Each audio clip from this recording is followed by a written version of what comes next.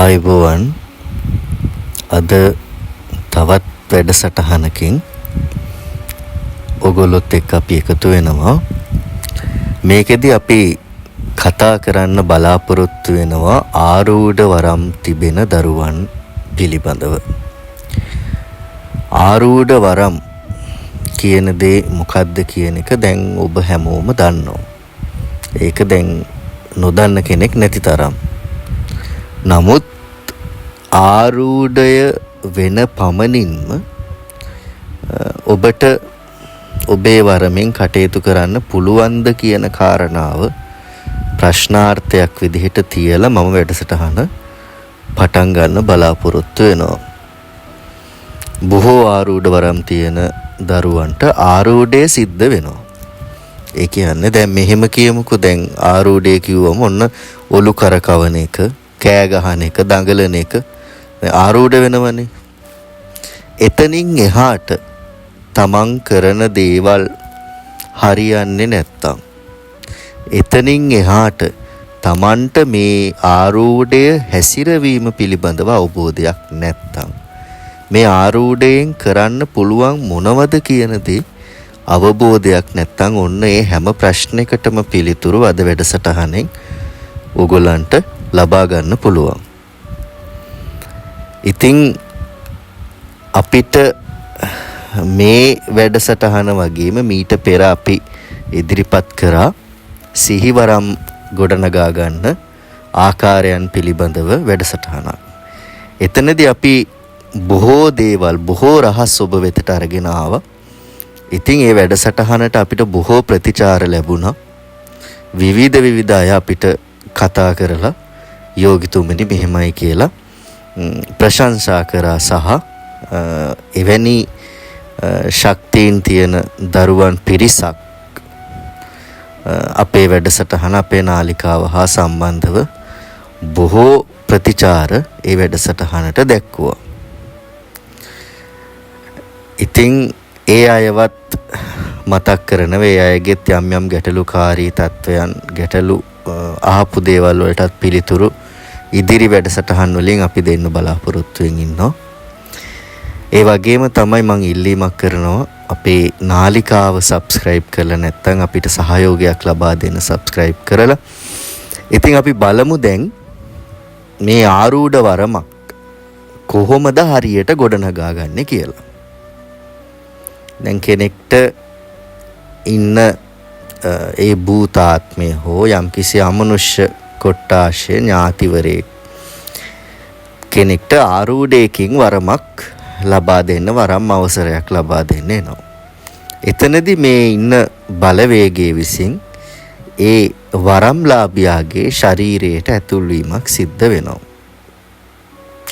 මේක මේ ශරීරයට ඇතුල් වෙන මාර්ගත් කිහිපයක් තියෙනවා. ශරීරයේ යම් ස්ථාන වලින් තමයි මේ බලවේගය ඇතුල් වෙන්නේ. බොහෝ විට ආරූඪ වරමකදී, බොහෝ විට නෙමේ 99%ක්ම ආරූඪ වරමකදී තමන්ට මේ සිහිය කියන දේ පවතින්නේ නැහැ. කියන්නේ තමන්ගේ මනස මේ අදාළ අමනුෂ්‍ය බලවේගය නැත්තම් ඒ ඥාතිවරයා විසින් තමන්ගේ මනස ග්‍රහණයට පත් කරගන්නවා. එතනදී අර නිද්‍රාගත තත්වයක්, නැත්තම් නිින්ද යනවා, තද නිින්දකට වැටෙනවා.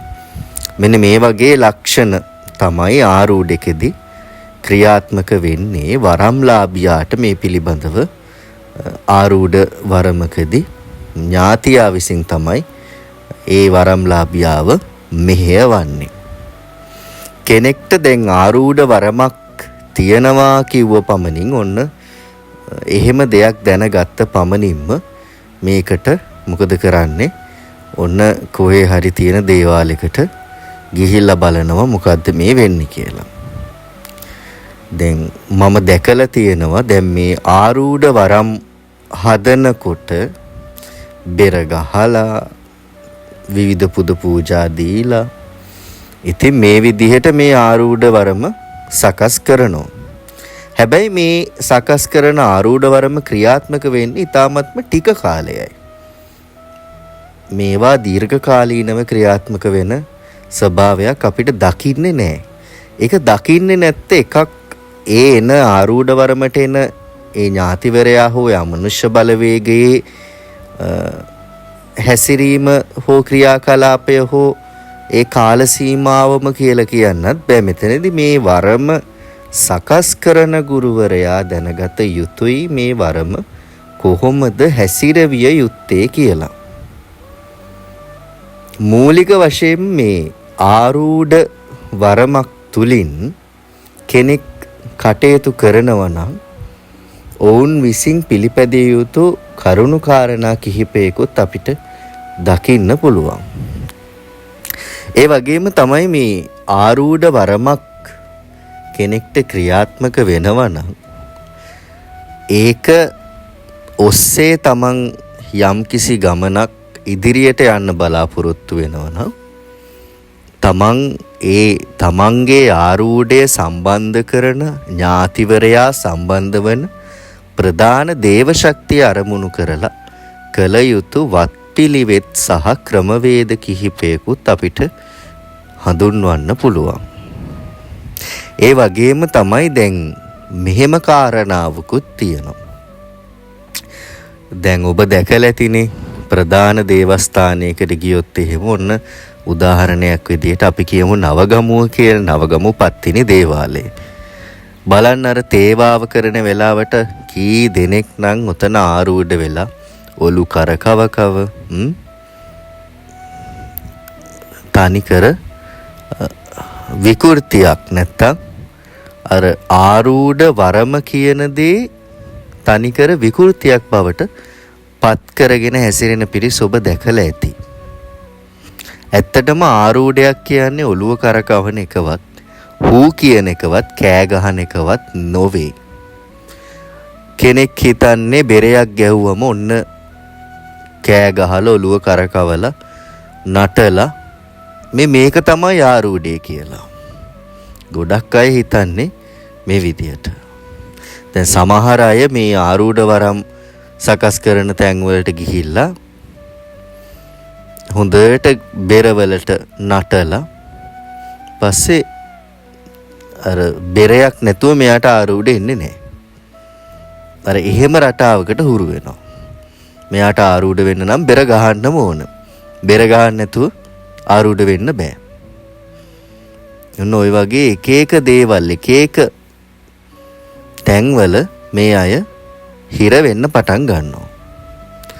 ඔබට නිවැරදිව ආරූඪ වරමක් හරියාකාරව ක්‍රියාත්මක වෙනවා නම් ඔබට ඒක මේ බෙර ගහන්න, සීනුනාද කරන්න, ඔය සලං හොල්ලන්න, ඕව මේව කර කර දඟලන දෙයක් නෑ. ඔබට ආරූඪය නිවැරදිව ලබා ගන්න නම් ඔබ ඔබේ සිත, කය, මනස නිවැරදිව සංවර කරගෙන ඔබේ ඉන්න ඉෂ්ට දේවතාවුන් වහන්සේ සහ ඒ ප්‍රධාන දේව ශක්තිය සිහිපත් කරලා ආරාධනා කරත් ඇති ඔබට ආරූඪය ලබා ගන්න.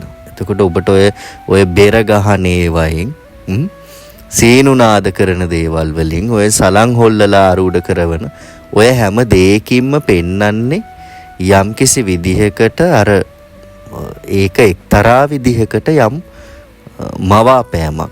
මේක නැත්තම් ආරූඪ වෙන්න බෑ වගේ දෙයක් තමයි අද සමාජේ හදලා තියෙන්නේ මතිමතාන්තරේ. කියන්නේ බෙරයක් ගහන්න නැත්තම් ආරූඪයක් ගන්න බෑ. ආරූඪ වෙන්න බෙර ගහන්නම ඕන. මෙන්න මේ වගේ කාරණාවල් තියෙනවා. ඉතින් එහෙම දේවල් නෑ ඇත්තටම. නිවැරදි ආරූඪයකට එහෙම කිසිම දෙයක් අවශ්‍ය වෙන්නේ නෑ. ඒ වගේම තමයි මම දැකලා තියෙනවා සමහර ආරූඪ වරම් සකස් කරන තැන්වල ඒ ආරූඪ වෙන ගුරුවරයා හෝ ඒ කවුරු හරි ඒ කපු නෝනා හරි කපු මහත්තයා හරි කවුරු හරි එයාගේ ආරූඪය එයාට එන විදිහටම මෙන්න මේ වරම හදාගන්න එන පිරිසුත් ඒ විදිහටම ඔළුව කරකවනවා, ඒ විදිහටම නටනවා. දැන් ඒ ඉන්න වරම්ලාභියයි දේවාල කරන කෙනා වුණ අපි හිතමු මේ මෑනියෝ කියලා. එයා නටනවා නම් මෙයත් නටනවා. ඒ විදිහටම නටනවා. ඒ විදිහටම ආරූඪ වෙනවා. මෙහෙම ආරූඪ තියෙනවද? එක් එක්කෙනාට ක්‍රියාත්මක වෙන බලයන් සහ ශක්තියින් විවිධාකාරයි. එතකොට ආරූඪ වරමක් තුලදී පවා ඒ ආරූඪයන් ක්‍රියාත්මක වෙන ආකාර විවිධාකාරයි. ආරූඪ වරම් තියෙන දරුවෝ 10 දෙනෙක් ගත්තොත් ඒ 10 දෙනාගේ ආරූඪ ක්‍රියාත්මක වෙන්නේ 10 විදිහකට. එතකොට ඒක හදන ගුරුවරයා ක්‍රියාත්මක ගුරුවරයාගේ ආරූඪ ගුරුවරයාට එන විදිහට නෙවෙයි අර අදාළ ශිෂ්‍යයන්ට වරම්ලාභීන්ට ආරූඪය සිද්ධ වෙන්නේ. නමුත් මම දැකලා තියෙන්නේ ඔය සමාජ මාධ්‍ය හරහා එහෙම නෙමෙයි ඔක්කොම එකම විදිහට තමයි ආරූඪ වෙන්නේ. මේක මම දකින්නේ මේ ලංකාවේ අපේ මේ දේවාල ක්‍රමවේදය ඇතුලේ වරම් හදන ක්‍රමවේදය ඇතුලේ තමයි මම මේක දකින්නේ. මම ඉන්දියාව තුල ගත කරපු කාලය තුල මම මේ ආරූඪ වරම් තියෙන පිරිස් මට මුණ ගැහිලා තියෙනවා. එතකොට ඒ අය ගත්තම ඒ අයගේ මේ දේ මම දකින්නේ නැහැ. මොකද ඔවුන්ට ඔවුන්ගේ ආරූඪය සිද්ධ වෙන ආකාරය එකිනෙකට වෙනස්. මේවයි විවිධ ප්‍රභේදක් තියෙනවා. හැමෝම ඔලු කරකවන්න ඕනි කියලා එකක් නැහැ ආරූඪ වරමේදී. හැමෝම හූ කියන්න ඕනි කියලා එකක් නැහැ ආරූඪ වරමේදී. ඒ බලවේගයේ ක්‍රියාත්මක වෙන ආකාර අනුව තමයි මේවා මේ ආරූඪ සිද්ධ වෙන්නේ. ඉතින් ඒ වගේම තමයි දැන් සමහරු මට කියනවා යෝගිතුමනි ආරූඪය ඇඟට එනවා. ආවට කිසි දෙයක් කරගන්න බෑනි කියලා. ඔන්න බෙරයක් ගැහුවොත් හොඳට ආරූඪ වෙනව නටන්න පුළුවන් කියනවා. හැබැයි ආරූඪ වුණාට ශාස්ත්‍ර කියන්න බෑ කියනවා. ශාස්ත්‍ර කියවෙන්නේ නැහැ. කියන ශාස්ත්‍ර බොරු විදිහට තමයි කියවෙනවා කියන්නේ. දැන් තව පිරිසක් කියනවා ගුරුතුමනි මට ආරූඪ වෙනවා. යෝගිතුමනි මට ආරූඪ වෙනවා. ආරූඪ වුණාට මම කරන වැඩ හරියන්නේ නැහැ. එන්න මේ වගේ දේවල් ඉදිරිපත් කරලා තියෙනවා. ඇයි මෙහෙම වෙන්නේ? ආරූඪ වුණාට තමන් කරන වැඩ හරියන්නේ නැත්නම් ඒ ආරූඪේ මොකක් හරි අඩුපාඩුවක් එතන කොහේ හරි තැනක වැරද්දක් තියෙනවා. මේවට හේතු කාරණාවලුත් ගොඩක් තියෙනවා. දැන් කෙනෙක් හිතන්නේ ආරූඪෙන් දිව කපා ගත්තම නැත්තම් අතපය කපා ගත්තම ඊළඟට ඔළුව කරකැවුවම ඒ ටික විතරයි කියලා නෑ. එතනින් එහාට ඔබ අත ගහන දේ ඔබ කෙනෙක් ඔබ ළඟට එන්නේ යම් පිහිටක් පිළිසරණක් බලාපොරොත්තු වෙන. එතකොට ඒ එන කෙනාට ඔබ විසින් ඒ අවශ්‍ය කාරණාව නිවැරදිව ඉටු කරලා දෙන්න ඕන. එහෙම ඔබට නිවැරදිව ඉටු කරන්න බැරි නම් එතන ඔබේ ආරූඪය තුල යම් ගැටලුවක් තියෙනවා. දැන් මේක ඔබට වරම් හදපු දේවාලෙට ගිහිල්ලා කිව්වොත් එහෙම කියයි ඔබේ ඥාතියා පැත්ත ගහලා. ඔන්න ඔය වගේ කතා මට අහන්න ලැබිලා තියෙනවා. මෙන්න මෙහෙම කිව්වා ගුරුතුමා කියලා මට කියනවා. ඥාතිය පැත්ත ගහලලු. එහෙම පැත්ත ගහන ඥාති ඉන්නවද? මොකද්ද ඒ කතාව කියලා මම එක් දරුවෙක්ගෙන් ඇහුවා මේ කතාව මොකද්ද මේ පැත්ත ගහනවා කියන්නේ මොකද්ද කියලා. ඉතින් ඔය වගේ විවිධ নানা ආකාර හේතු කාරණාවල් ඕවට කියනවා. එකක් මේවා හදන අයට මේ පිළිබඳව දැනුම නැතිකම, දැනුම අඩුකම. එතකොට අවබෝධයක් නැතිකම. මෙන්න මේ වගේ දේවල් නිසා අර කරන්නන් වාලේ වරන් හදන්න ගිහිල්ලා නැත්තම් වරන් ගොඩනගන්න ගිහිල්ලා තමයි මේ වගේ අන්තිමට හදපු අරමුකුත් නැහැ. හදපු අරමුකුත් නැහැ. අන්තිමට තමන් කරගත්ත දේකුත් නැහැ. ඉතින් ඒ නිසා මේ වගේ කාරණාවල් ගැන ඔබ එකපාරක් නෙමේ 10 පාරක් කල්පනා කරන්න ඕන. බෙරයකට ආරූඪ වුණ පළියට ඔබට වැඩක් කරන්න බැරි නම් ඒ ආරූඪෙන් ඇති වැඩක් නැහැ. එහෙනම් ඒ ආරූඪේ තේරුමක් නැහැ. ඇයි එහෙම වෙන්නේ කියන කාරණාව හොයන්න පටන් ගන්න ඕන. දැන් මගේ ශිෂ්‍යයෝ ඉන්නවා. ඒ අයත් ආරූඪ වරම් තියෙන වරම් දරුවෝ ඉන්නවා. ඒගොල්ලන්ට මේ බෙර ගහන්න සීනු නාද කරන්න හලං හොල්ලන්නේ කිසි දෙයක් අවශ්‍ය නැහැ. උන්ට ආරූඪය ගන්න ඕන වෙලාවට උන් ඒ ආරූඪෙන් නියමාකාරව වැඩ කටයුතු කරනවා. ඒවා ප්‍රබල ආරූඪ. එතකොට ඒ தത്വෙට උන් ගොඩනගාගෙන ඉන්නේ පියවරෙන් පියවර කැපකිරීම කරලා ඒ කියන විදිහට හරියට වත්පිළිවෙත් ටික කරගෙන නියමාකාර විදිහට තමන්ගේ ඉන්න ඥාතිවරයාව ශරීරයට සම්බන්ධ කරගෙන යන කටයුතු වලින්.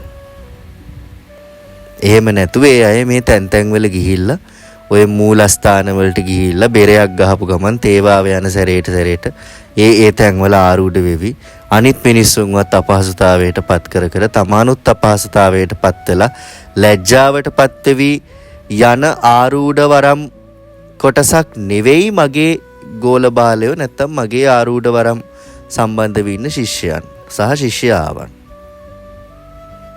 ඔවුන් මේ මට්ටමට වැටෙන්නේ නැහැ කවදාවත්. මොකද ඔවුන්ට නිවැරදිව උපදෙස් ටික දීලා තියෙනවා සහ ඔවුන්ගේ බලය නිවැරදිව අපි ගොඩනගලා දීලා තියෙනවා. ඉතින් මේ ආරූඪ වරමක් ඔබ හරියට හසුරුව ගත්තොත් ඔබට මේකෙන් ලොකු දේවල් කරන්න පුළුවන් හැකියාව තියෙනවා. ඒ කියන්නේ මම මේ කියන්නේ ආකර්ෂණ වරමක්වත් සිහි වරමක්වත් ඒ தত্ত্ব ගැන නෙමෙයි ආරූඪ වරමේ තිබෙන ස්වභාවය පරිපූර්ණ වශයෙන් ඒ ආරූඪ වරමකින් කරන්න පුළුවන් වපසරිය සම්පූර්ණයෙන්ම නිවැරදිව මේක ගොඩනගා ගත්තොත් ඔබට කරගන්න පුළුවන් හැකියාව තියෙනවා. ඉතින් මේවයි සමහර වරම්ලාභී දරුවන්ගේ මේ සම්බන්ධව යම් දුර්වලතාවයන් පවා අපි දැකලා තියෙනවා. දැන් කෙනෙක් සමහර දරුවෝ ඉන්න ඔය හැම තැනදීම යන්නේ කොහෙද හැම තැනදීම ආරූඪ ගන්න බලාගෙන ඉන්නවා. ඒ වගේම මේ තව සමහර බලවේග ඉන්නවා යන්නේ කොහෙද යන හැම තැනදීම ඇඟට ඇතුල් වෙලා ආරූඪ වෙලා ඔය සෙල්ලම් දාන එහෙම අයත් ඉන්නවා. එහෙම අමනුෂ්‍ය කොට්ටාශත් මේක ඇතුළේ ඉන්නවා. මොකද සමහර අමනුෂ්‍යයන්ට මේ මිය ගිහිල්ලා ඒ අමනුෂ්‍ය ආත්මයන් තුළ උප්පත්තිය ලැබුවට පස්සේ මේගොල්ලන්ට මේ වරන් අවසර ගත්තට මේක ක්‍රියාත්මක කරන ආකාරය මේක හසුරවන්න ඕන කොහොමද කියන එක මේ එන ඥාතියට අවබෝධයකුත් නැහැ. එහෙම වුණාම වෙන්නේ මොකද්ද? අර වරම්ලාභී දරුවගේ ඇඟට කොයි වෙලෙත් ශරීරගත වෙනවා, කන වෙලාවටත් එනවා, බොන වෙලාවටත් එනවා, නිදා ගන්න වෙලාවටත් එනවා, කොයි හරි ගියාමත් එනවා. ඔන්න ඔය වගේ ඇඟට ඇතුල් වෙනවා, ආරූඪ වෙනවා. නැත්තම් දැන් සමහර වෙලාවට ගෙදර අපි කියමු මෙහෙම. ගෙදර දැන් තමන්ට විරුද්ධව කවුරු හරි කෙනෙක් අම්මා හරි තාත්තා හරි සහෝදරයෙක් සහෝදරියක් හරි කතා කරනවා. මොකක් හරි ප්‍රශ්නයක් ගැන තමන් ඒ පිළිබඳව දරන්නේ වෙනම මතයක් කියන්නකෝ. ඔන්න ඒ වෙලාවට ටිකක් කතාව දිග්ගැස්සීගෙන යනකොටම ඔන්න අර ඉන්න අමනුෂ්‍ය බලවේග ඇඟට ආරූඪ වෙලා අරම මෙහෙම කියලා අඩි හප්පල පොළවේ ගහලා ඔය වගේ විකාර සෙල්ලම් විකාර රූපී හැසිරීම් කරන්න පටන් ගන්නවා. ඇයි මේ විදිහට ඇයි මෙහෙම වෙන්නේ? ආරූඪ වරමකට එන දරුවට ඇයි මේ විදිහට වෙන්නේ? ඒ වෙන්නේ මම ඒකයි කිව්වේ මේ එන ඥාතිවරයටවත් මේ ආරූඪය ක්‍රියාත්මක කරන්න ඕනේ කොහොමද, කොයි වෙලාවටද, මොන වෙලාවකටද කියන එක අවබෝධයක් නැහැ. අර වරම්ලාභී දරුවට කේන්තියක් ගියපු ගමන් අරයා තමයි ඉස්සරහට එන්නේ. මේවා නියමාකාරව හරියට මේ ආරූඪ වරම් හසුරවන්න ඕන. ඒක වරම්ලාභියට තනියම හසුරව ගන්න බෑ. මොකද මේක ආරූඪයක්නේ. ආරූඪයක් නිසා මේක තනිව ඒ වරම්ලාභියට හසුරව ගන්න පුළුවන් ක්‍රමයක් මේක ඇතුලේ නැහැ. එතකොට මේක නියමාකාර විදිහට හැම වෙලේම ආරූඪ වෙන්න නෙමෙයි. අවශ්‍ය වෙලාවට අවශ්‍ය කටයුතු කරන්න පුළුවන් විදිහට මේ ආරූඪ වරමේ ඉන්න ඥාතිවරයාගේ සහ වරම්ලාභී දරුවගේ බලය ගොඩනගන කාරණාව තියෙන්නේ ඒක හදන ගුරුවරයාගේ අතේ. එහෙම නැතුව කොච්චර වරම් පූජාවල් දුන්නත් 100 200 එකතු වෙලා පෝලිං ගැහිලා මුල් ස්ථානවල ගිහිලා පළතුරු පූජාවල් ඔලුවට තියාගෙන ගිහිල්ලා කඳු ගණන් කොට ගැව්වත් ඔබ හිතන්න එපා ඔබේ ආරූඪ වරම ඔබට හදාගන්න පුළුවන් වෙයි කියලා. බෙර 100ක් ගහලා එතන ඔබ ආරූඪ වෙලා නැටුවත් ඔබ හිතන්න එපා ඔබට ඒකෙන් ආරූඪ වරමෙන් වැඩක් කරන්න පුළුවන් වෙයි කියලා. කවදාවත් එහෙම ආරූඪ වරම් වලින් ඉහළට යන්න බෑ. පුද පූජා දීපු පළියට දෙවියෝ රැවටෙන්නේ ඔබට වරම හදලා දෙන්නවත් වරම හරියට ක්‍රියාත්මක. ඒක ඔබට කරලා දෙන්න ඕනේ නිවැරදි ගුරුවරයෙක්. එහෙම නැතුව යන්නේ කොහෙද මල්ලේ පොල් වගේ නෙමෙයි. මෙහෙම වෙලා මේ ආරූඪ වරම් හදලා තැන් තැන් වල ගිහිල්ලා ලක්ෂ ගණන් වලින් මුදල් වියදම් කරලා නැත්තටම නැති වෙලා අවසානයේ ආරූඪ වරමත් අතෑරලා දාපු පිරිස් බොහොමයක් අද මේ වැඩසටහන මේ වෙනකොට නරබාවි. එහෙම බොහොමයක් පිරිස් අපිටත් මුණ ගැහිලා තියෙනවා. වරන් හදන්න කියලා නොගිය තැනක් නෑ යෝගිතුමා. අවසානයේ අපි නැත්තටම නැති වෙලා gedara ඔප්පුව පවා උකසට තියලා මුදල් අරගෙන වරන් හදන්න ගිහිලා අවසානයේ අපි නැත්තටම නැති වුණා පාරටම වැටුණා කියලා මට ඇවිල්ලා කියන පිරිස් ඉන්නවා. ඉතින් ඇයි මෙහෙම වෙන්නේ කියන දේ ඔබ පොඩ්ඩක් කල්පනා කරලා බලන්න ඕන. මොකද ඔබ තෝරගන්න ගුරුවරයා නිවැරදිව දැනුමක් තියෙන කෙනෙක් වෙන්න ඕන. එහෙම නැතුව මේ ආරූඪ වෙන ඒවා බෙර ගහන ඒවා දැම්මා කියලා මේ එහෙම සංදර්ශන කරන සංදර්ශනකාරයෙක්ට ඔබ පස්සේ ගියොත් ඔබට එතනින් කවදාවත් ඔබේ වරම ගොඩනගා ගන්න බෑ. දැන් මේ අපි කරුණු කාරණා ඔබට මේ ගැන පියවරෙන් පියවර දැනුම තමයි මේ YouTube නාලිකාව හරහා දෙන්නේ. එහෙම නැතුව අපි කවදාවත් අපි කරන වැඩ කටයුතු. එතකොට යෝගිතුමා වන මම හරහා වරම්ලාභී දරුවන්ගේ බලයන් ගොඩනැගීම් ඔය වගේ අපි කරන කටයුතු අපි කවදාවත් අපේ නාලිකාවේ දාන්නේ නැහැ. හේතුව අපි ළඟට එන ශිෂ්‍ය ශිෂ්‍යාවන් ඔවුන්ගේ පුද්ගලිකත්වයේ රැකෙන පරිදි තමයි අපි මේ කටයුතු ඔවුන්ට කරලා දෙන්නේ. ඒ නිසා අපිට එහෙම ඒ දේවල් දාලා අපිට හම්බ කරගෙන ගන්න අවශ්‍යතාවයක් ඇත්තටම නැහැ. එතකොට අපි ඔබට නිතරම දැනුම තමයි ලබා දෙන්නේ. දැන් මම වගේම තවත් දැනුම ලබා දෙන ගුරුවරු මේ YouTube නාලිකාවල ඇති. එතකොට ඔබ තෝරගන්න ඕන මේ දැනුම දෙන ගුරුවරයෙක්. ගුරුවරයාට දැනුම තියෙනවද කියන කාරණාව තමයි ඔබ මුලින්ම තෝරගන්න ඕන ඔබේ වරම හදන්න කලින්. අන්න එහෙම දැනුමක් අවබෝධයක් තියෙන ගුරුවරයෙක් ළඟට ඔබ ගිහිල්ලා ඔබේ ආරූඪ වරම හෝ වේවා සිහි වරම හෝ වේවා හරියට ඔබේ බලයේ ශක්තිය හදාගත්තොත් ගොඩනගා ගත්තොත් එතනින් පස්සේ ඔබේ ජීවිතයේ කිසිම කෙනෙක්ට වටන්න බෑ. එහෙනම් එතකොට ඔබට කවදාවත් ඇවිත් කියන්න බෑ අනේ යෝගිතුමා මන්න ඇත්තටම නැති වුණා. ඔය කතා ඔය වෙච්ච දේවල් කාටවත් කියන්න බෑ. අන්න අර විදිහට දැනුම තියෙන ගුරුවරයෙක් ළඟට ගිහිල්ලා ඔබේ වරම හරියට හදාගෙන ගොඩ නැගුණොත්. එහෙම නොවන තාක්කල් රැල්ලට ගියොත් ඒ රැල්ල පසුපස ගිහිල්ලා ඔන්න එක්කෙනෙක් ගාවට යනවා වරන් හදන්න. එයා ඔය බෙරයක් ගහලා මොකක් හරි පූජාවක් දීලා වරම් පූජාවක් කරලා ඔන්න ඉතින් ගෙදර එවනවා. ඒ වෙලෙට ආරූඪ වුණා. හරි ඊට පස්සේ මුකුත් නැහැ. ඊට පස්සේ ඔන්න තව තැනකට යනවා. එතනත් ගිහිල්ලා මොනවා හරි ටිකක් කරලා එනවා. ඊට පස්සේ ඒත් නැහැ. ආයි තවත් තැනකට යනවා. ඔන්න එතනත් ගිහිල්ලා ඉවර වෙලා මොන හරි ටිකක් කරලා ඒ මෑණියොත් එක්ක හරි ඒ වරම් හදන කපු මහත්තයත් එක්ක හරි ඔන්න දේවාල මේ මූලස්ථාන ගානේ යනවා. ඉතින් ඔළුව තියාගෙන වට්ටි පෙට්ටි ඔළුව තියාගෙන යනවා. ඉතින් ගිහිල්ලා ඉවර වෙලා ඔන්න ඔය ඒවත් දීලා කරලා පූජාවලුත් දීලා ඔන්න ගෙදර එනවා. ඇවිල්ලා ඉතින් ඒත් කිසිම දෙයක් නැහැ. ඒ වෙලට ආරූඪ වුණා. එතන බෙර ගැහුවා එච්චරයි. ඊට පස්සේ මොන ආරූඪයක්වත් නැහැ. මුකුත් කරගන්න විදිහකුත් නැහැ. ඊට පස්සේ ආයි තව තැනකට යනවා. එතනින් කියනවා අරය හිර කරා කියයි. මෙයා බන්ධන දැම්මයි කියයි. ඕව කියයි. ඊට පස්සේ ඒව කපනවා. ඔහොම ගිහිල්ලා අවසානයේ ඔබ ඔබේ වරමත් අතාරින තත්වයට පත් වෙලා ඉවරයි. ඒ වෙනකොට බොහෝ අයට තමන්ගේ ආර්ථික මට්ටම බිඳුවටම වැටිලා ඉවරයි.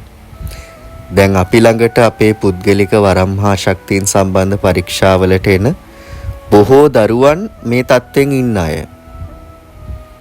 අතේ රුපියල නැති අය තමයි අපි ළඟට බොහොමයක් එන්නේ. හේතුව ඇයි? මේ විදිහට ගිහිල්ලා එක තැනකින්වත් Tamanට හරියට මේක ගොඩනගා ගන්න බැරි වෙලා අන්තිමට වරමත් හිතින් අතෑරලා දාලා පාරට වැටිලා තමයි Taman දුක් විඳින්නේ. ඉතින් අර ඒ වගේ ඉන්නවා දැන් සමහර දරුවන්ට ඒක දැන් සමහර දරුවෝ මගෙන් මෙහෙම අහලා තියෙනවා යෝගිතුමා අපි මෙච්චර තැන් වලට ගිහිල්ලා මෙහෙම රැවටෙනකොට අපේ ඥාති ඇයි අපිට මේවට එපා කිව්වේ නැත්තේ? ඇයි අපිව මේ වයින් ගලව නොගත්තේ කියන එක මගෙන් අහලා තියෙනවා. ඉතින් මේකට දෙන්න පුළුවන් උත්තරේ මං කියලා තියෙන්නේ එහෙම ඥාතියින්ගෙන් එකක් වැඩක් නැහැ. අනිත් එක තමයි ඔයාගේ ඔබට යම් කිසි විදිහකට ඔබට යම් කිසි ණය ගනුදෙනුවක් කර්මානුරූප ගනුදෙනුවක් ඔබ සසරේ කරලා තියෙනවා නම් ඔබට ඒ ගනුදෙනු ටික පියවල තමයි අවසානයේ හරි තැනකට ඇවිල්ලා නිවැරදිව ඔබට බලය ගොඩනගා ගන්න අවස්ථාව ලැබෙන්නේ. දැන් සමහර අයට එහෙම දේවාල 10කට 20කට ගිහිල්ලා නැත්තටම නැති වෙලා අවසානයේ අපේ වරම්හා ශක්තියින් සම්බන්ධ පරීක්ෂා වලට සම්බන්ධ වෙලා තමන්ගේ බලය ක්‍රියාත්මක වෙන ආකාරය කොහොමද මේක ගොඩ නැගී යුත්තේ ඔය සියලු කාරණාවල් දැනගෙන එහෙම අමාරුවෙන් තමන්ගේ බලයන් කැපකිරීම කරලා ගොඩනගා ගත්ත දරුවෝ අද මේ වෙනකොට නිහඬව තමන්ගේ ආධ්‍යාත්මික බලයන් දියුණු කරගෙන මිනිස්සුන්ටත් සේවය කරගෙන තමන්ගේ ජීවිතේ හරි ලස්සනට යන පිරිස් අපිට දැක ගන්න පුළුවන්. ඉතින් එහෙමයි ඉන්නවා. නමුත් තවත් සමහර පිරිස් ඉන්නවා මේ වගේ ගිහිල්ලා දේවාලවල අවසානයේ මොකක් හරි ඔන්න පෙරපිනකට අපි ළඟට ඇවිල්ලා අපිව මුණ ගැහිලා ඒ පරීක්ෂාවන් සිද්ධ කර ගන්නවා. නමුත් මොවුන්ට මේ කටයුතු ටික කරගෙන මෙතනින් ගොඩ එන්න අවස්ථාව සැලසෙන්නේ නැහැ. එක්කෝ ඒ අයට ආර්ථික ප්‍රශ්න. එහෙම නැත්තම් පෞල් ප්‍රශ්න. එහෙම නැත්තම් වෙනත් ගැටලු. සමහර අයට ඉන්න තැනක්වත් නැහැ. ඒ තත්ත්වෙටම දේවාලවල ගිහිල්ලා තමන්ගේ තියෙන සියලු දේවල් වියපැහැදන් වෙලා ඉන්න තත්ත්වයක්වත් නැහැ. කුලී ගෙවල් වල ජීවත් වෙන අයත් ඉන්නවා. ඉතින් මේ වගේ දේවල් අද බහුතරයකට වෙලා තියෙන්නේ ඇයි කියලා කල්පනා කරොත් මේක තමයි ඔබ දැනුම තියෙන ගුරුවරයෙක් තෝරගන්න කියලා අපි නිතර කියන්නේ ඔන්න ඔය කාරණාව නිසා. ඉතින් ආරූඪ වරමකදී ඔය මම ඉස්සෙල්ලා සඳහන් කරපු විදිහට මේක හරියට මේ ශක්තිය ආරූඪ වරම නිවැරදිව ගොඩනගා ගත්තොත් ඒ ඉන්න ඥාතිවරයා නියමාකාරයෙන් Tamanට කරන කටයුතු හරියට කරලා දෙනවා. එතනදී ඔබට ආරූඪෙන් නියමාකාරව අපි කියන්නේ බලන් හිටියා වගේ එතන සාත්තර කියන තැනක්. එහෙම කියනවනේ මිනිස්සු. ඒ කියන්නේ කොහොමද? අර ආරූඪ වරමේට එන ඒ ඉන්න ඥාතිවරයා හරියාකාරව ඒ බලය හරියාකාරව ගොඩනැගිලා තියෙනකොට. එතකොට අත ගහන වැඩේ හරියනවා. කරන දේ හරියනවා. මිනිස්සුන්ට කරලා දෙන දේවල් සියල්ල හරියනවා. කියවෙන ශාස්ත්‍රය හරියට කියවෙනවා. ඔන්න ඔය ටික ඔක්කොම ආරූඪ වරමෙන් කරන්න පුළුවන් හැමදේම නිවැරදිව සිද්ධ වෙනවා. මෙහෙම සිද්ධ වෙන්නේ කීයෙන් කී දෙනාටද කියලා ඔබ කල්පනා කරලා බලන්න. කීයෙන් කී දෙනාටද මේ විදිහට හරියට මේ වැඩක් කරගෙන යන්නේ අද සමාජයේ. බහුතරයකට මේවා තිබුණට මේවා කරගන්න බැරි අන්න අර මම සඳහන් කරපු බාධාවල් ටික ඇති වෙච්ච නිසා. ඉතින් මම හිතනවා අද වැඩසටහනින් මේ ගැන ඔබට දැනුමක් ලැබෙන්නේ නැති කියලා තව කතා කරනවා නම් බොහෝමයක් කරුණු කතා කරන්න තියෙනවා. ඉතින් කාල වේලාවත් ගත වෙන නිසා අදට අපි මේ වැඩසටහන නතර කරනවා.